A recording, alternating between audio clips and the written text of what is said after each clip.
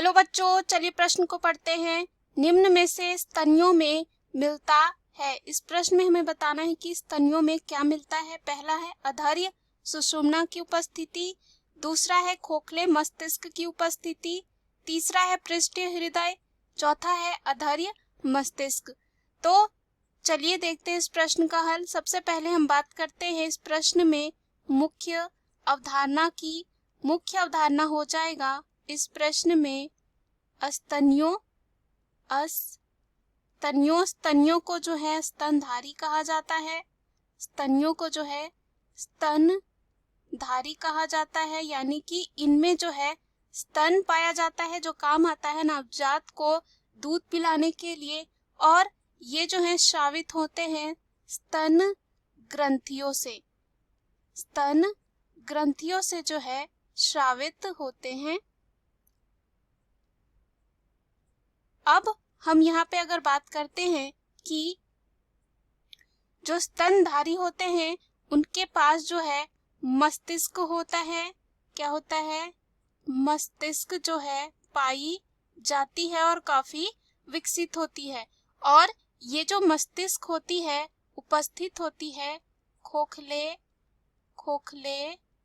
कवच के अंदर, जिसका नाम होता है खोपड़ी। उसके बाद इनमें जो है सुषुम्ना पाई जाती है, यानी कि मेरु रज्जु पाई जाती है। और मेरु रज्जु जो होती है वह होती है पृष्ठीय। साथ ही साथ हृदय पाया जाता है और हृदय जो होती है वो होती है अधर्य। क्या होती है? अधर्य होती है। तो चलिए हम विकल्प में चलते हैं। पहला जो विकल्प दे रखा है अधर्य सुषुम्ना की उपस्थिति। तो यहाँ पे जो सुषुम्ना यानी कि मेरु रज्जु होते हैं वो अधर्य नहीं पृष्ठीय होते हैं। तो यहाँ पर ये जो विकल्प है गलत हो जाता है। दूसरा है खोखले मस्तिष्क की उपस्थिति। हाँ, स्तनियों में जो है खोखले मस्तिष्क की उपस्थिति होती है, और कह सकते हैं जो मस्तिष्क होता है खोखले कवच में होता है, जिसे हम क्या बोल रहे हैं? खोपड़ी।